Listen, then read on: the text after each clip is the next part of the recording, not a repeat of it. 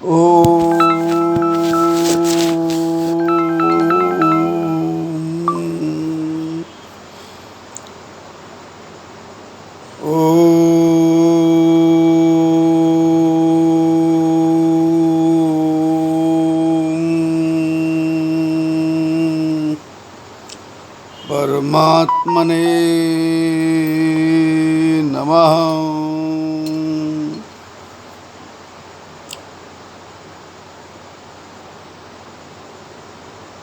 या देवी सर्वभूतेषु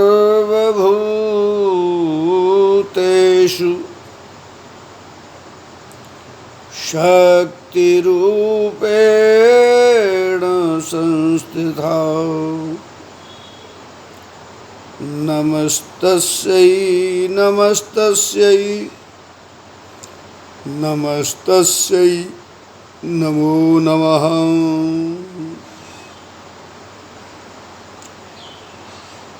शक्ति का मूल स्वरूप वही परात्पर परमात्मा की शक्ति जिसके द्वारा ही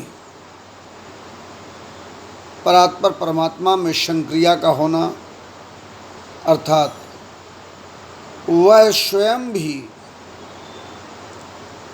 जागृत होता है, चैतन्य होता है, क्रियाशील होते हैं, इच्छावान होते हैं, मायावान होते हैं, भगवान होते हैं, ऐश्वर्यवान ईश्वर होते हैं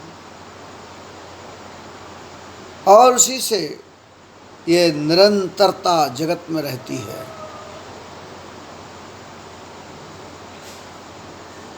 उसी को एक निरंतर प्रवाह को धारा कहते हैं और जब ईश्वरत्व की ओर यह रहती है तो इसी को राधा कहते हैं। यही सीता है और वही परमात्मा के द्वारा सृष्टि के निर्माण करता ब्रह्मा और उनकी शक्ति ब्रह्मणी और वहीं पर भगवान श्री हरि विष्णु तो उनकी शक्ति लक्ष्मी और वही भगवान भोलेनाथ तो उनकी शक्ति पार्वती। अर्थात शक्ति का अपना स्थान और इसीलिए शक्ति सकारात्मक शक्ति नकारात्मक स्वरूपों में भी संसार में देखने को मिलती है। शक्ति की विविधताओं के स्वरूप हैं। वही राधा तो वही सीता है, वही पार्वती है, वही लक्ष्मी है, वही ब्रह्मणी है, वही महासरस्वती महालक्ष्मी और महाकाली है। इसीलिए देवताओं ने भी नारी की पूजा की है। शक्ति के बिना कुछ नहीं, किंतु शक्ति को संभालने के लिए उस पुरुष स्वरूप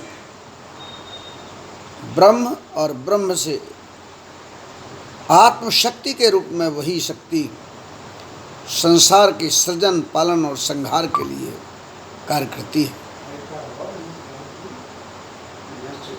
इसलिए शक्ति के लिए अनेक प्रकार से वंदन अभिनंदन और भारतवर्ष की इस तपोभूमि पर